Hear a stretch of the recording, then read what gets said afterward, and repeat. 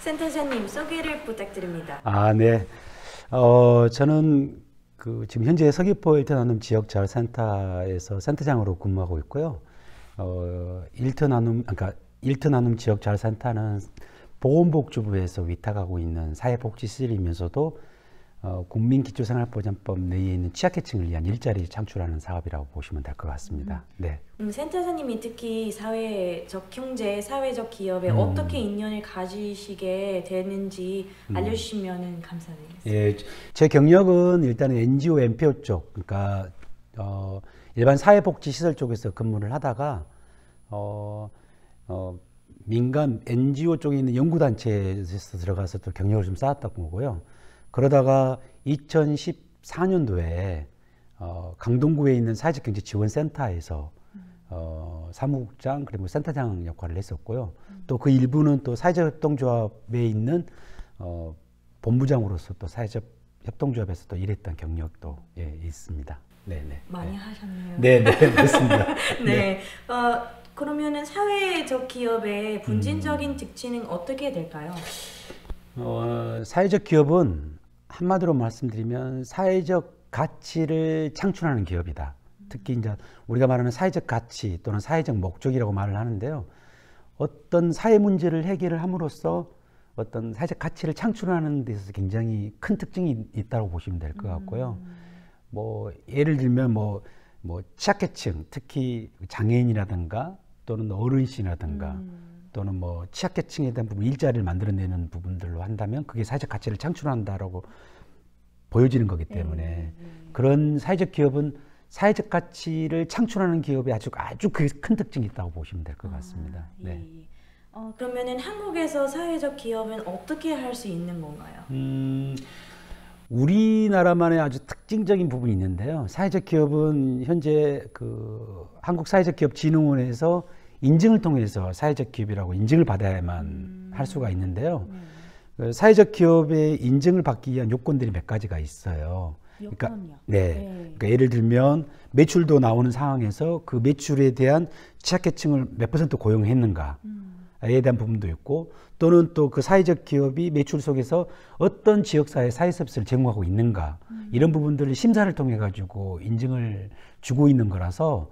근데 인증 사회적 기업이 있고 또 예비 사회적 기업이 있는데, 인증 사회적 기업은 한국사회적기업진흥원에서 하는 건데, 예비 사회적 기업은 각 지자체, 특히 서울시라든가 아니면 각 그 지자체 내에 있는 쪽에서 또 인증을 해주는 건데, 인증 사회적 기업하고 예비 사회적 기업 좀 다른 게, 인증 사회적 기업은 사회적기업진흥원에서 이제 당신들은 이제 확실하게 인증 사회적 기업입니다라고 하는 건데, 예비 사회적 기업은 인증 가기 전에 약간은 좀 준비 단계에 있으니, 인증 가기 전에 예비로서의 사회적 기업으로는 먼저 사전에 인증해 주는 방식이라고 생각하시면 될 것 같아요.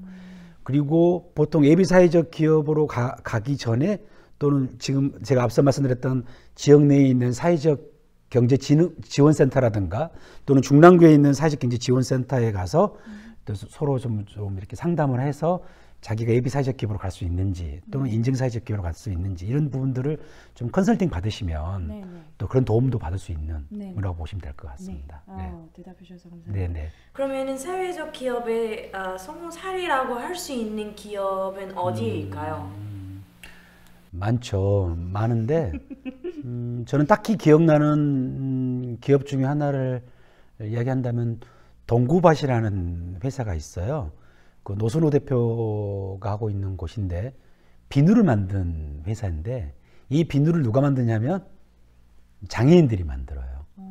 근데 이 대표가 과정이 참 재밌는데, 제가 강동구의 사회적경제지원센터에 있을 때 희망별동대라는 어떤 청년들을 위주로 하고 있는 인큐베이팅 사업에, 그러니까 사회 문제를 해결하기 위한 인큐베이팅 사업에 신청을 했는데, 그 신청에 들어와서 장애인들과 함께 강동구에 있는 조그만 텃밭을 가꾸는 사업을 진행을 하다가 장애인들의 삶 또는 발달 장애인들의 어려움들을 가슴 깊이 느끼게 됐고, 그걸 통해서 사회적 기업가 육성 과정에 신청을 해서 사업을 하다가 장애인들을 위한 어떤 일자리를 창출하는 방식으로 비누를 만드는 회사로 됐고요. 지금 인증사회적 기업으로 인정이 돼 있고 네. 현재 발달 장애인이 제가 알기로는 한 20명 정도가 일을 하고 있어요. 그래서 최근에 제가 그 뉴스에 접하니까 그 비누에 관련된 평판도 조사가 1위가 어디냐면 유명한 회사이지만 도브라는 회사인데 그 1위 회사 다음으로 5위가 동구밭이라는 비누 회사가 선정이 되어 있어요. 그래서 굉장히 지금 사업이 확장되고 있고 잘 되어 있고 또 이 친구가 이 대표님이 재밌게 말하는 것 중에 하나가 뭐냐면 매출이 400만 원씩 증대되면 발달장애인 한 명씩을 고용하겠다라는 미션을 아주 잘 수행을 하고 있고요. 그리고 향후에 자기가 갖고 있는 포부가 뭐냐면 외국에 있는 발달장애인들이 취업하고 싶은 회사, 기업이 되고 싶다는 그 아주 뚜렷한 목적의식을 갖고 있는 회사입니다. 그래서 굉장히 좀 계속 제가 계속 관심 있게 보고 있고 또 그 회사의 성장세가 어떻게 가고 있는지도 좀 유심히 관찰하고 있는 기업이라고 보시면 될 것 같습니다. 네. 네. 그러면은 사회적 기업을 준비하는 중남구민에게 해주고 싶은 말씀을 해주실 수 있을까요? 저는 개인적으로는 어떤 문제에 먼저 집착하느냐가 중요할 것 같아요. 그러니까 예를 들면 사회적 기업은 두 가지를 동시에 지속 가능성을 담보받아야 되거든요. 하나는 어떤 소셜 미션, 어떤 문제를 해결할 것이냐에 대한 부분이 있고 하나는 어떤 비즈니스 모델을 가지고 운영할 것이냐가 중요한 건데 중남구민에게 드리고 싶은 말은 일단은 먼저 내가 먼저 해결하고 싶은 문제, 그 문제가 무엇인지를 먼저 파악하는 게 굉장히 중요할 것 같아요. 예를 들면 개인의 문제가 사회 문제가 될 수 있는 게 분명히 있거든요. 일례로 사례를 들면 내 가족 중에 치매 노인이 있어요. 보호해야 되는 치매 어르신이 있단 말이에요. 근데 그게 내 개인의 문제일 수 있죠. 근데 중남구에 혹시 치매 어르신들이 많아지면 그건 지역사회 문제가 될 수 있거든요. 또 그 지역사회에 중남구에 치매 어르신이 많아지면 중남구뿐 아니라 다른 지역사회도 많아지면 그거는 한국 사회의 문제가 될 수 있는 거거든요. 그러면 치매 어르신의 제일 어려운 문제가 뭐냐면 돌봄이거든요.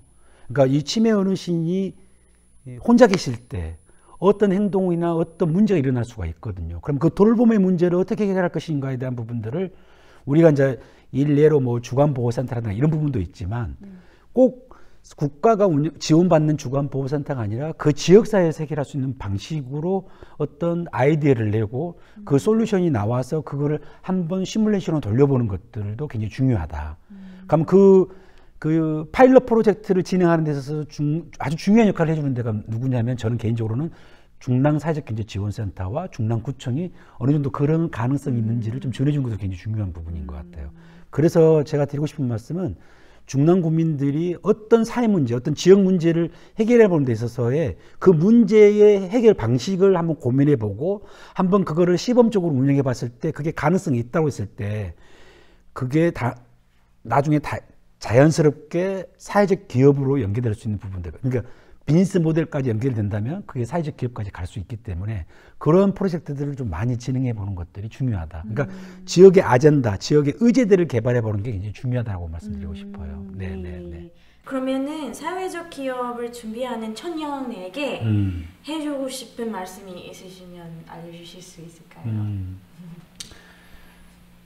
참 어려운 시대에 살고 있는 청년들이라고 저는 생각을 해요.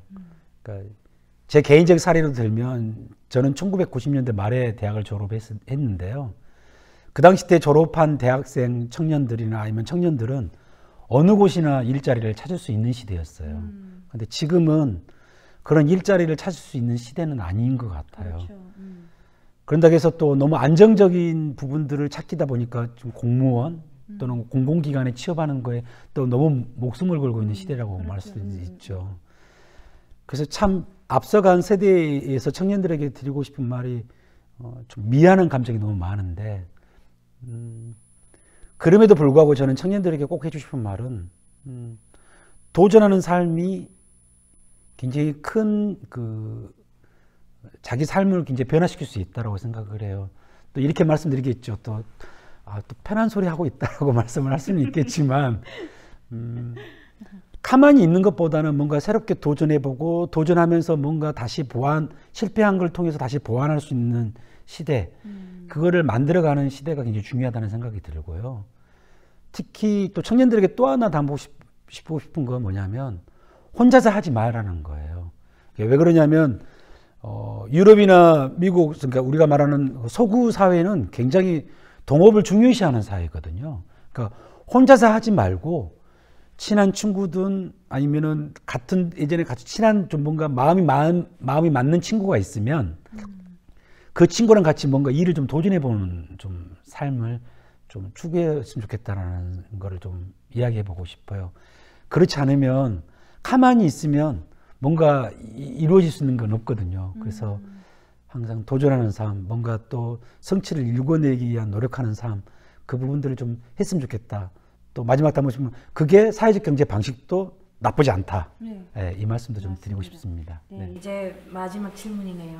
질문이 많은데 네, 죄송합니다. 네, 마지막 질문이냐면은 사회적 경제, 사회적 기업의 지속 가능성 위에서 알아야 할 사항을 말씀을 해주시겠어요? 그게 똑같은 말이 똑같이 반복될 수밖에 없는 건데요. 소셜 미션과 비즈니스 모델, 이 두 날개의 양축이 굉장히 중요합니다. 사회적 기업의 지속 가능성은 돈만 잘 벌면 지속 가능하죠. 너무 돈에다 또 그 돈 버는 거에만 또 집중해 버리면 과연 이 소셜 미션을 어떻게 영위할 것인가에 대한 부분들이 또 굉장히 중요해지는 거거든요. 그러니까 일례로 어떤 비즈니스 모델만 너무 강조하다 보면 그러면 사회적 기업가로서 당신이 해결하고 싶은 문제가 무엇입니까? 라고 이야기했을 때 그 소셜 미션 쪽 사회 문제를 해결하는 방식이 너무 약해지면 주변 사람들이 저기는 사회적 기업가라고 말하기 좀 어려울 것 같은데 라는 또 비난과 비평을 받을 수가 있거든요. 그게 아니라 이 조화롭게, 그러니까 비즈니스 모델과 이 소셜 미션을 잘 해결하면서 이 양축을 잘 조화롭게 가는 게 굉장히 중요한데 아까 제가 사례로 이야기했던 동구밭에 있는 노선호 대표님처럼 매출 400만 원씩 나올 때마다 새로운 발달 장애인들의 일자리를 만들어내는 방식으로 투자를 해주면 그게 선순환 구조로 굉장히 잘 운영된다고 말할 수 있는 거거든요. 그래서 이 비즈니스 모델과 소셜 미션들을 잘 융합적으로 유지되는 게 굉장히 중요하다라고 말씀을 드린 거고요. 그게 잘 융합돼서 이루어지면 정부라든가 또는 민간기업, 특히 SK가 굉장히 사회적 가치를 실현하는 곳에 많은 지원을 해주는 데가 있거든요. 그런 기업들이 또 다른 또 지원의 방식으로 이루어짐으로써 그 기업의 성장세는 계속 이루어질 수 있다는 생각이 들어서 제가 특별히 당부드리고 싶고 특별히 이해하고 싶은 건 사회적 기업가는 소셜 미션과 비즈니스 모델을 잘 융합적으로 하는 방식이 굉장히 중요하다. 그럼으로써 지속 가능성이 담보받을 수 있다. 이 말씀을 꼭 드리고 싶습니다. 네, 센터장님이 오늘 제가 사회적 경제, 사회적 기업 잘 배웠습니다. 네, 감사합니다. 고맙습니다. 네, 감사합니다. 네.